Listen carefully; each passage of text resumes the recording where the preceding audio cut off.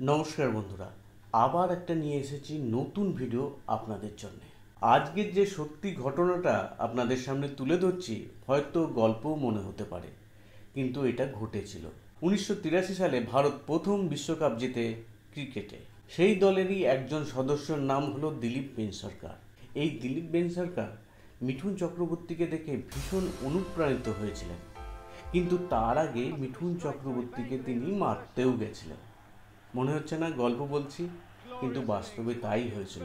কিন্তু ঘটনাটা জানলে তাহলে কিন্তু আপনি বিশ্বাস করবেন।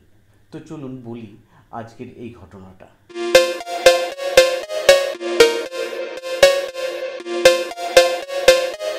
আপনারা জানেন মিঠুন চক্রবর্তী যখন বোম্বেতে ছিলেন তখন তার নির্দিষ্ট কোনো ঠিকানাই ছিল না। কখনো ফুটপাতে শুতেন, কখনো গার্ডেনে শুতেন, কখনো আবার শিবাজি পার্কে শুতেন, আবার নির্মীয়মান ফ্ল্যাটেও শুতেন।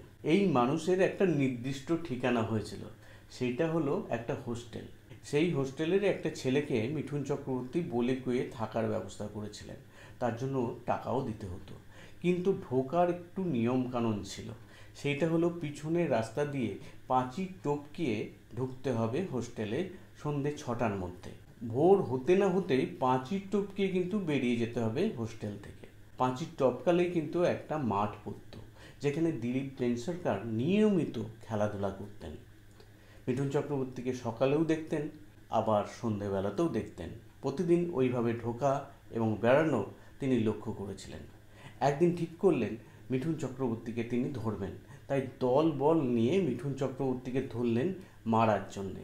তারা ভেবেছিলেন মিঠুন চক্রবর্তী হয়তো চুরি করতে ঢোকে, কিন্তু মিঠুন চক্রবর্তীর কাছে যখন প্রকৃত ঘটনাটা জানতে পারলেন তখন বুঝতে পারলেন মিঠুন চক্রবর্তী কতটা স্ট্রাগল করছেন নিজের পায়ে দাঁড়ানোর জন্যে। পরবর্তীকালে যখন মিঠুন চক্রবর্তী সুপারস্টার হয়ে যান, মিঠুন চক্রবর্তীর এই ডেডিকেশন এবং কঠোর পরিশ্রম দেখে অবাক হয়ে যান।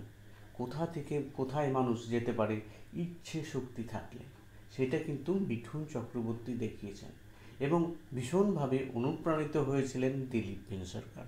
বিভিন্ন জায়গায় বিভিন্ন মাধ্যমে মিঠুন চক্রবর্তীর এই স্ট্রাগলকে তিনি তুলে ধরেছিলেন। আজকের এই ঘটনাটা আপনার গল্প মনে হতে পারে, কিন্তু এটা সত্যিই বাস্তব। আজকের এই ঘটনা নিয়ে অবশ্যই কমেন্ট করবেন কেমন লাগলো এই ভিডিওটা। আবার নিয়ে আসবো আর একটা নতুন গল্প। ততক্ষণের জন্য বিদায় চাইছি। ভালো থাকবেন, দেখতে থাকবেন ভ্লগ ইন অভিজিৎ। ধন্যবাদ।